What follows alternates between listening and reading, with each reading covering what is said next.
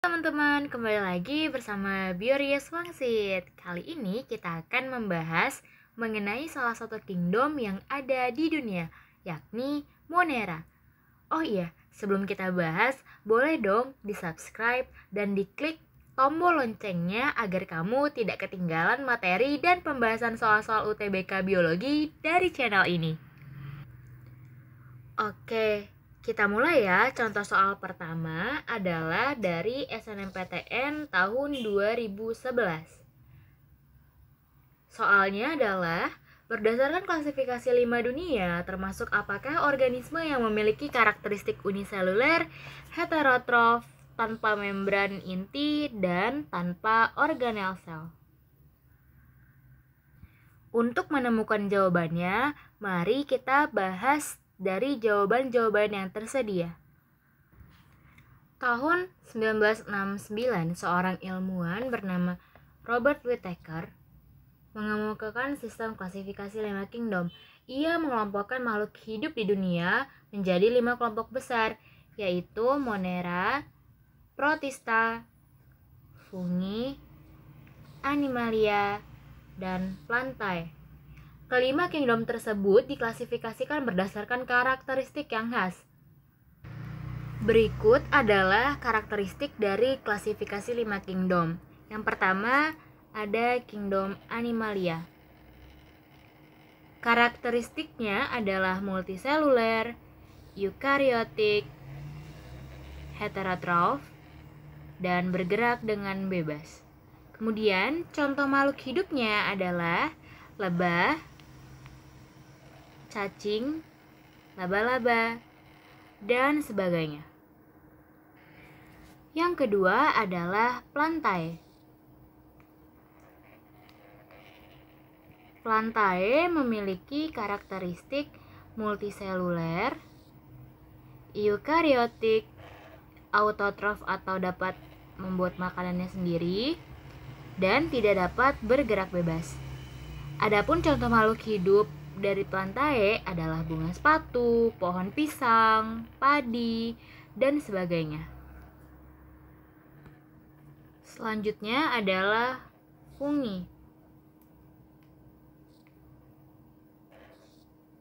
Fungi memiliki karakteristik uniseluler atau multiseluler, bersifat eukariotik, mencari makan dengan menyerap atau absorpsi, serta parasit atau saprofit. Contoh makhluk hidup dari kingdom fungi adalah jamur merang, jamur kuping, jamur tiram, dan sebagainya. Kemudian yang keempat adalah Protista. Karakteristik dari Protista adalah uniseluler, eukariotik, autotrof atau heterotrof. Contoh dari kingdom Protista adalah amuba, paramecium, dan sebagainya. Yang terakhir adalah kingdom Monera yang memiliki karakteristik uniseluler, prokariotik, tidak memiliki organel sel, dan heterotrof. Contoh makhluk hidup dari kingdom Monera adalah bakteri dan cyanobacteria atau ganggang biru. Namun, menurut sistem klasifikasi terbaru, terdapat 6 kingdom, yakni Monera terbagi menjadi Eubacteria dan Archaebacteria. Adapun ciri-ciri atau karakteristik dari Eubacteria adalah uniseluler, prokariotik, hidup berkoloni atau soliter, memiliki dinding sel yang mengandung peptidoglikan, memiliki ribosom, dan bergerak menggunakan flagel. Kemudian untuk Archaebacteria memiliki karakteristik uniseluler, hidup di tempat ekstrim, prokariotik, mengandung asam nukleat berupa RNA, dan hidup berkoloni atau soliter. Perbedaan khas yang perlu di-highlight untuk keduanya adalah kingdom Archaebacteria merupakan jenis bakteri kuno yang sebagian besar menempati lingkungan ekstrem,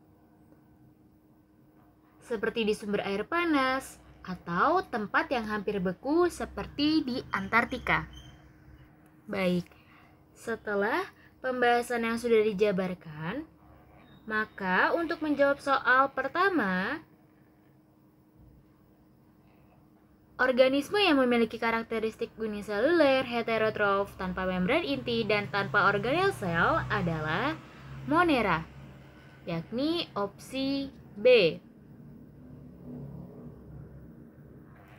Jika teman-teman lupa, boleh dilihat lagi pembahasan sebelumnya agar ingat kembali dan bisa menjawab soalnya. Mari kita bahas soal selanjutnya, yakni dari UMPTN 1998. Soalnya adalah, bakteri dapat hidup pada berbagai macam habitat. Jika keadaan lingkungan tidak sesuai, maka bakteri akan membentuk.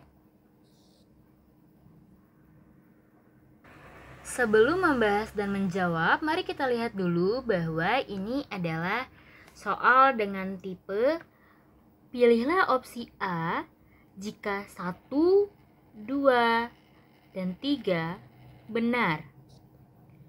Pilihlah opsi B jika 1 dan 3 saja yang benar. Pilihlah opsi C jika 2 dan 4 saja yang benar. Pilihlah opsi D jika hanya 4 yang benar. Dan opsi E jika semuanya benar. Selanjutnya, mari kita bahas semua kemungkinan jawaban, yakni ada selaput lendir atau kapsul, kapsid, endospora, dan flagela. Selaput lendir atau kapsul adalah lapisan mukus yang melapisi sel bagian dalam bakteri. Kemudian, lendir akan menebal membentuk kapsul yang tersusun atas glikoprotein. Kapsul berfungsi untuk menempel pada substrat dan memberikan resistensi serta perlindungan diri terhadap sistem pertahanan inang. Kemudian kapsid merupakan selubung berupa protein dan terdiri dari satu unit protein yang disebut kapsomer. Kapsid umumnya hanya terdapat pada virus, yang berfungsi untuk memberi bentuk pada virus, melindungi virus dari lingkungan luar, dan untuk menyimpan cadangan protein. Kemudian, endospora adalah morfologi tidak aktif yang dibentuk oleh bakteri ketika berhadapan dengan stres lingkungan seperti kekurangan nutrisi atau suhu tinggi. Semua bakteri mampu membentuk endospora. Endospora memiliki keunggulan yakni dapat bertahan hidup dalam keadaan tidak aktif hingga bertahun-tahun, tahan terhadap panas, kering, dan paparan zat kimia. Yang terakhir adalah flagela. Flagela merupakan bulu cambuk yang terdapat pada dinding sel, berfungsi sebagai alat gerak dan hanya dimiliki oleh bakteri berbentuk batang, vibrio, dan spiral. Berdasarkan pembahasan yang sudah dijabarkan, berarti mengacu pada soal nomor 2, jawabannya adalah selaput lendir dan endospora. Berarti jawabannya adalah opsi B, yakni 1 dan 3 benar. Oh iya teman-teman, aku mau kasih kalian tips and trick buat ngerjain soal dengan tipe ini.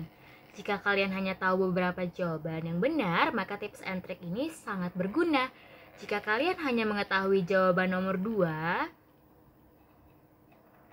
berarti terdapat kemungkinan saja. Jawabannya bisa A atau bisa C yang ada duanya. Lalu jika kalian sudah tahu bahwa nomor 4 adalah salah, berarti jawabannya adalah yang A, karena di opsi A tidak ada pilihan atau nomor 4. Lalu, jika kalian hanya mengetahui nomor 1 misalnya, berarti opsinya adalah A, B, dan E. Namun, jika kalian sudah mengetahui lagi bahwa nomor 3, bahwa nomor 3 salah,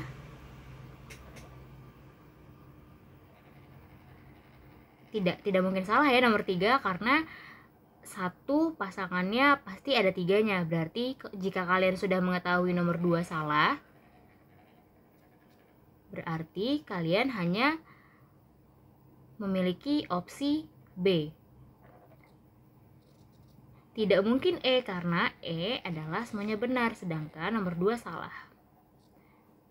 Nah, mungkin bisa diulang lagi ke menit sebelumnya ketika aku menjelaskan tips and triknya jika kalian lupa.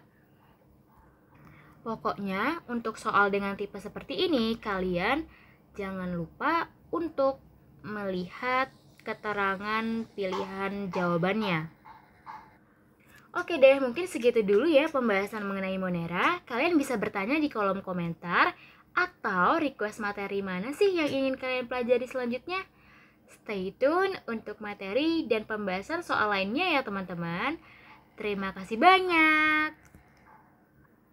Semoga apa yang kita pelajari hari ini dapat berguna dan kalian bisa berlatih terus untuk mengerjakan soal UTBK tahun 2023 atau 2024 dan seterusnya.